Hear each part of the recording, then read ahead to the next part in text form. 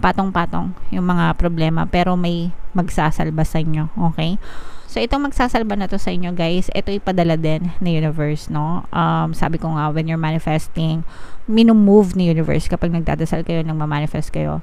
When you're praying and when you're affirming, minumove ni universe yung mga tao, bagay, sitwasyon, event, circumstances sa paligid mo para mag-manifest yung desires mo. So, itong mga tao na to, itong mga helpful people na to, padali din yan sa'yo ni universe, no? So, tanggapin nyo sila ng maluwag sa kalooban nyo. Parang merong concern, out of concern, mga kapiksi. Pwedeng ka mag-anak mo to na tutulong sa inyo.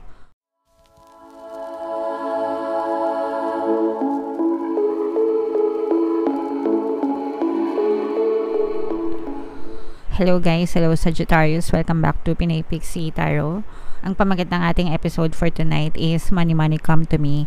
Ito yung ating money reading, guys, para sa Sagittarius ngayong October. Sun, Moon, Rising, Sign, and Venus. Shuffle ko yung cards, hanapin ko yung energy ng money at saka yung energy ng Sagittarius.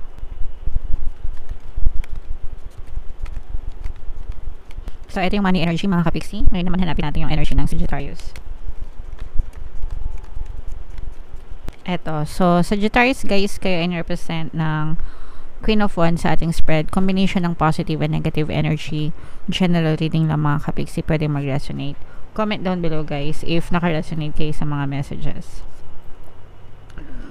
Meron din tayong presence ng Earth sign, Capricorn, Taurus, Virgo. For some of you, maaaring may Earth element kayo sa inyong natal chart guys.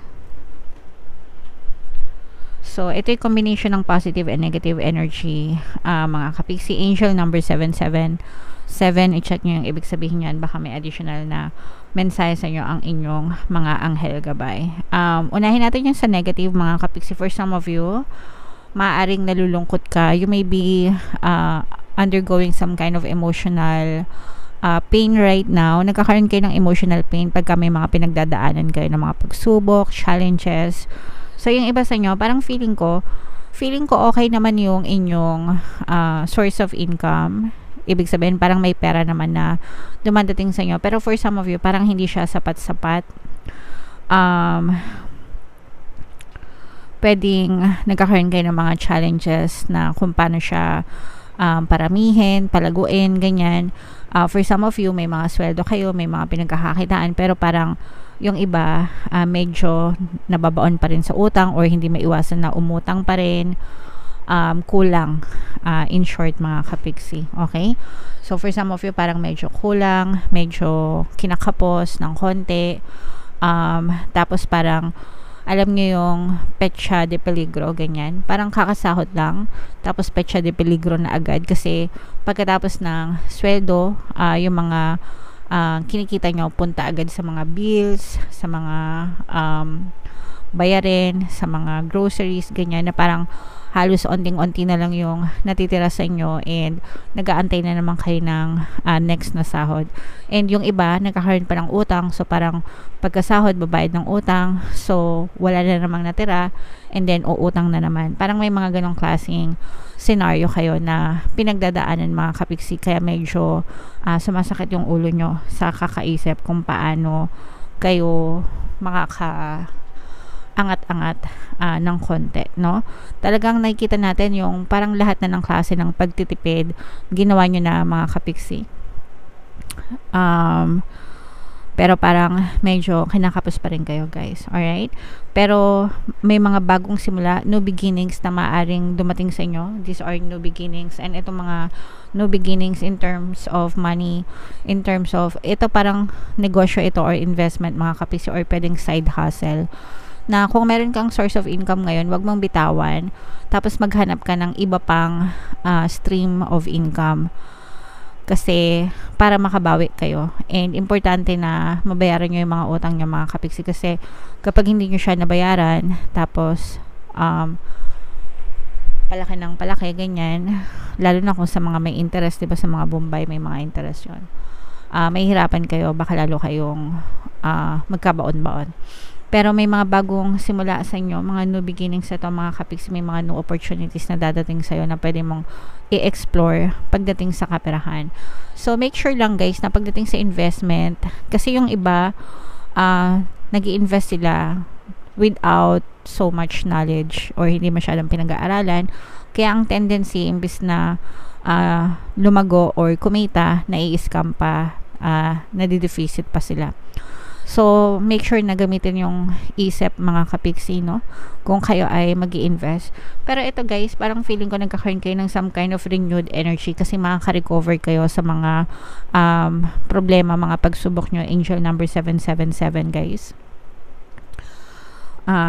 I-check nyo yung ibig sabihin yan. Baka may additional na mensahe sa inyo ang inyong mga anghel gabay.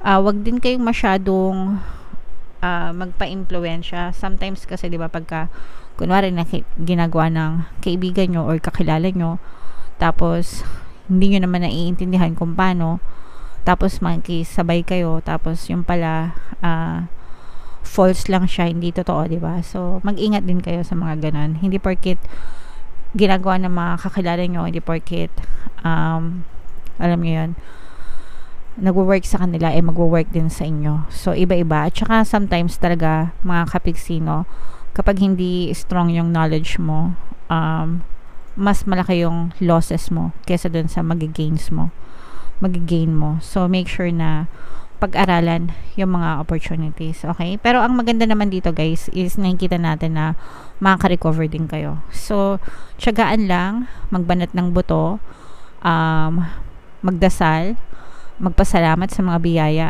and positibong mental diet guys.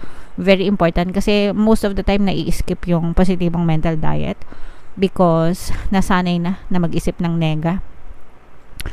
Yung inyong mga isip, no, naka-hardwire na siya na mag-isip ng nega, kaya nababypass na yung pagpa-positive thinking or positibong mental diet. And for some parang, hindi naman totoo, bakit hindi naman nagbabago yung buhay ko, 'di ba? May mga ganun kasi na sobrang pilosopo.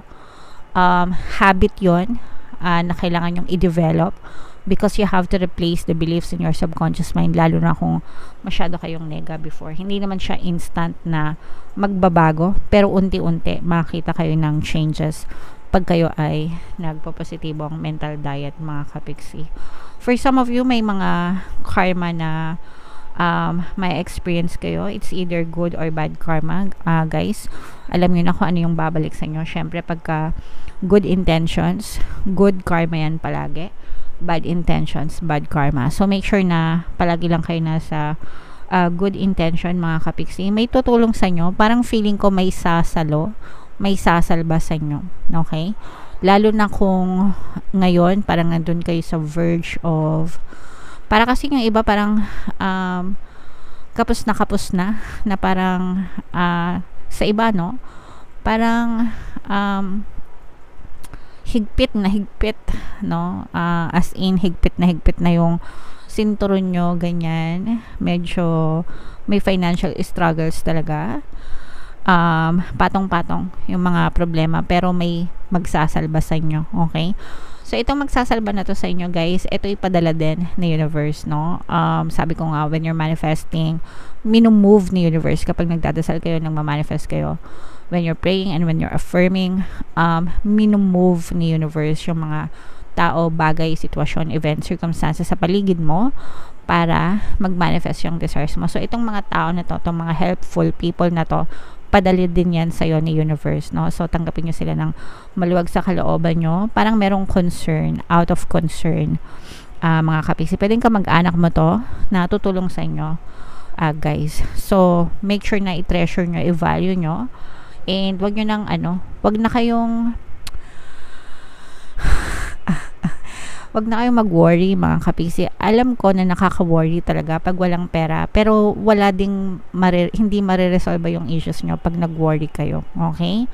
You have to shift your energy sa gratitude, pagpapasalamat, 'di ba? Pagpapasalamat, yung throughout the day, ay salamat nakasurvive ako today, tomorrow is another day, pero I'm sure makasurvive ako tomorrow. Kahit ganong mindset lang, mga kapiksi, kesa naman dun sa, ay nako, ano ba yan, naliliit ng sahod ko, ano ba yan, hirap ng buhay, bukas sigurado hirap na naman, yung mga ganon. So make sure na i-shift nyo siya sa positive, kahit na yung mga simpleng statements lang, malaking bagay yung may tutulong sa inyo, guys. Alright?